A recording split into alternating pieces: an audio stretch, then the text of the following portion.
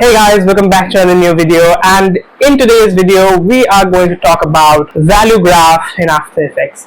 So in the last video we talked about the speed graph and how to use the speed graph in order to make your animations look better and more realistic. And as promised in that previous video, we will talk about the value graph today. And once you master the speed graph and the value graph, you will get a lot of control in your animations. So without any further delay, let's get started.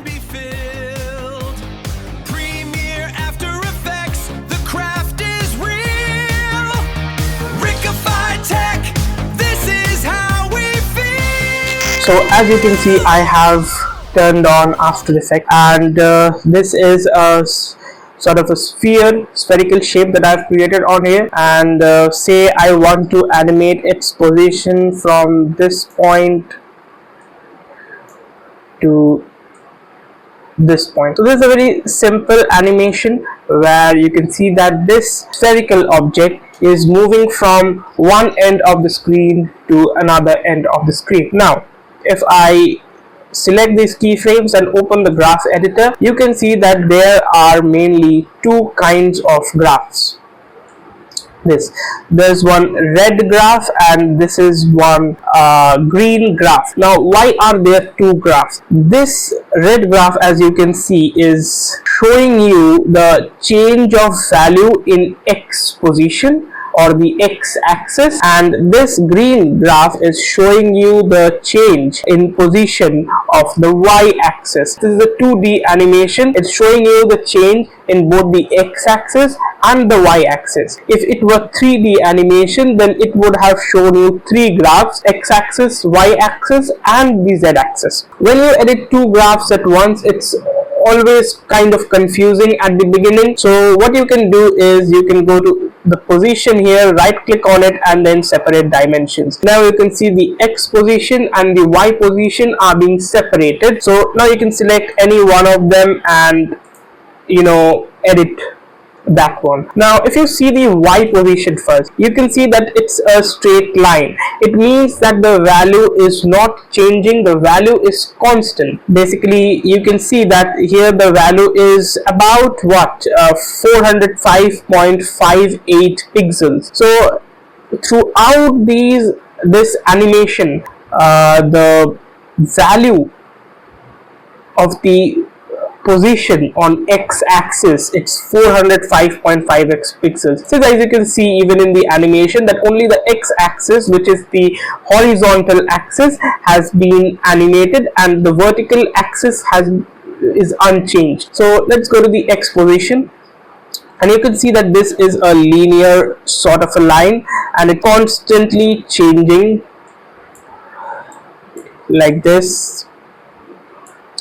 Now say this point, if I take it like this, if I increase the position, what happens is that this animation, this ball, or the sphere, it gets out of my screen. Now if you look at this composition, if I go to the composition settings, you can see that this is 1920 times 1080, which means that the width is 1920 pixels and the height is 1080 pixels. So this width, the horizontal length of the composition, is 1920 pixels. Now I have taken this point beyond 2000 pixels, that is almost like 2196.13 pixels. So obviously the canvas won't be able to keep the sphere within itself, and as you can see clearly that the sphere is going out of our canvas. So if you bring this down to over here about say 1000 pixels, then this spherical ball will stop before even completing the canvas, as our canvas width is 1920 pixels. Let's look at this here. It stops right there at 1000 pixels. So let's see. So this is the animation we created. Now if you want this animation to, or this sphere rather, to go from one end of the screen to other end of the screen, and by the end I mean the extreme ends of the screen, then what you can do is you can just bring this point down, say at 0, and bring this point up, just like that. So now you can see that this ball comes from outside the canvas and goes to the other end outside the canvas.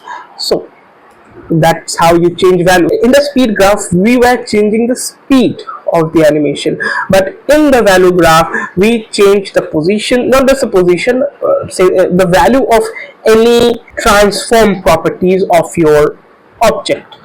It can be the position, it can be the scale, it can be the rotation, it can be anything. So now if you want to make this animation feel smooth, feel realistic, what you can do is, just like the speed graph, just select these keyframes, right click on them, go to keyframe assistant, and then easy ease. The shortcut for this is F9. Just click on it, open the graph editor, and now you can see that this has converted to a smooth S-shaped curve. It was linear at the beginning and now it's smooth S-shaped. If you look at this, it feels much better than the previous one. And of course you can turn on the motion blur to make it feel even more realistic, just like that. Look, it's even better. Now if I talk about some basics of these value graph, if you see the graph is smooth somewhere, then it means that the object is slow at that point.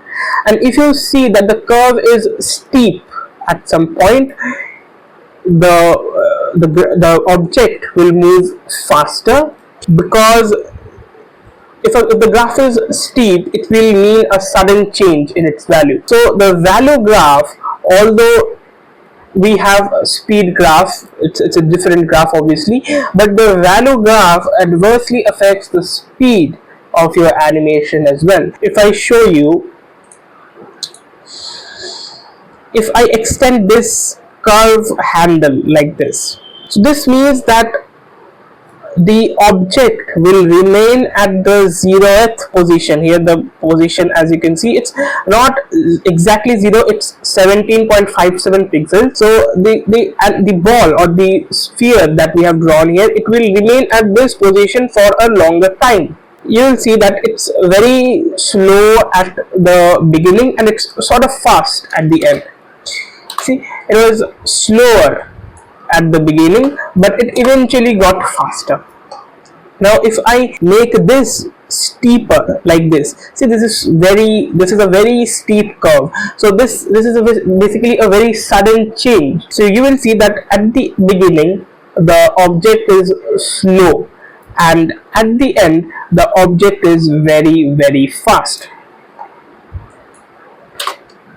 Look, it was very slow and subtle animation in the beginning, but at the end it becomes tremendously fast. So that's the very basic of the value graph. Now say for example I want this to move faster in the beginning and slower at the ending, so I can make this steep like that, and I'll make this smooth at the end.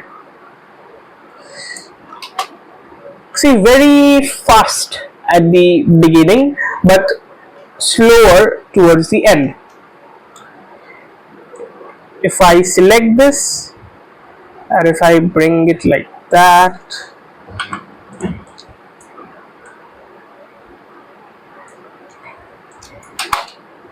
see, if you notice clearly, it's very slow in the beginning but it gets it's very fast in the beginning and it gets really slow at the end.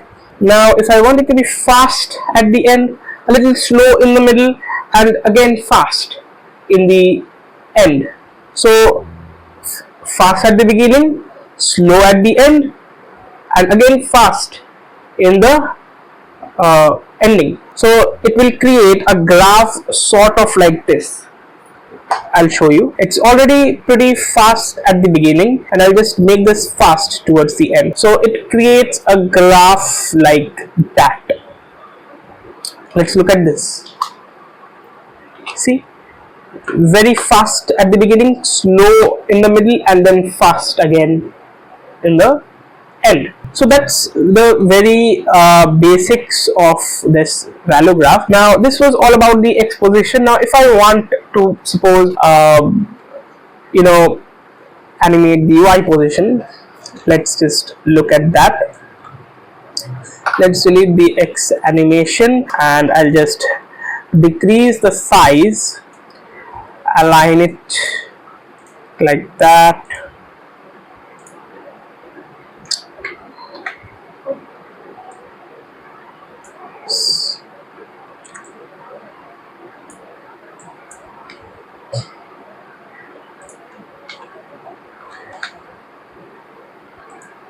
Okay,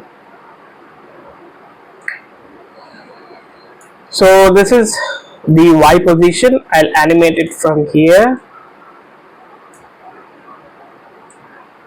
to here. There's a small animation. Now if you see the graph, it's again this linear graph, as you can see. And if I ease them once again, if I just press F9 on my keyboard and go to the graph editor, it's again that smooth S curve. Now it's falling from here, you can see. If I make it like this,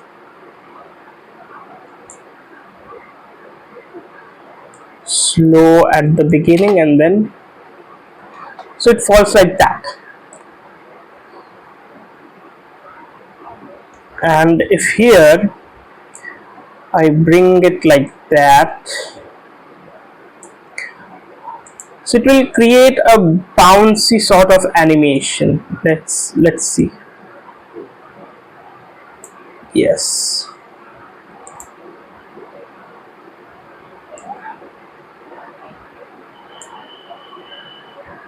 I'll make this slower.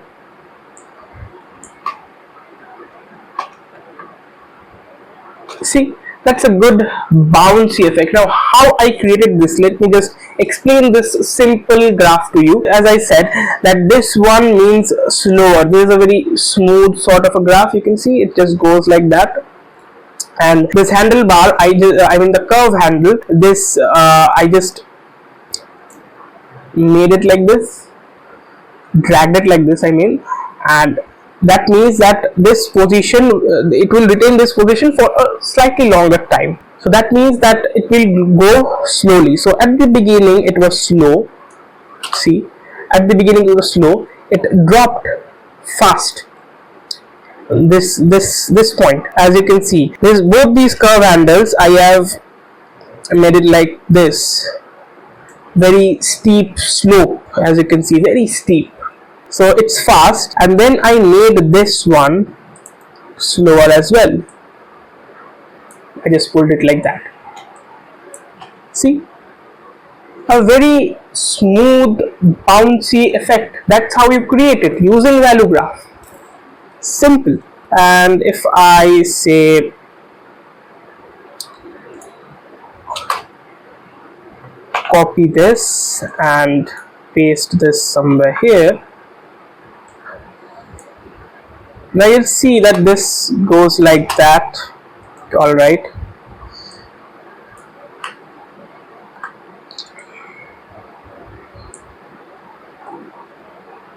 I'll make it steep, and this one I'll make it slower just by pulling the handle, curve handle like this.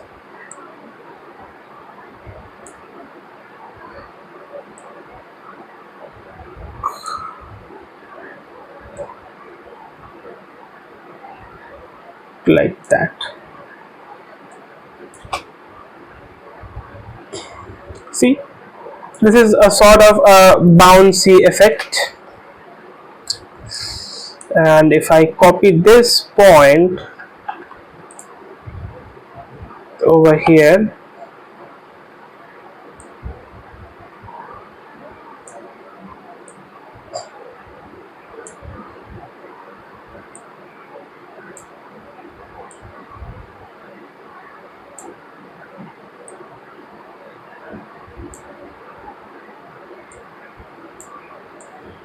just like that. See, there's a very smooth sort of a bouncy effect, right? I mean, the speed is obviously too much. You can just change the value like this, or maybe if I select both of these,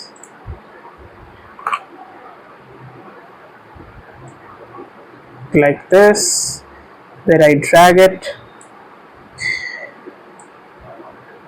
that should look better. Yeah, just like that.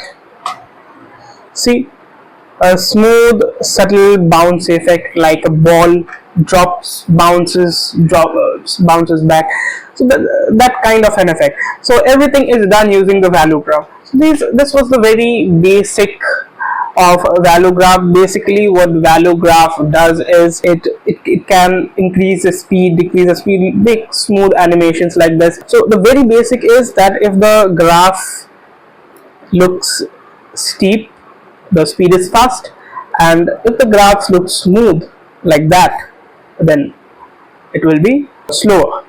So that's it for today's video. I hope you liked it. If you did, don't forget to drop a like. Comment down below what improvements should I make and what you would like to see in the upcoming videos, and don't forget to subscribe to the channel with the bell icon. Thanks for watching. We'll meet in the next video. Till then, goodbye.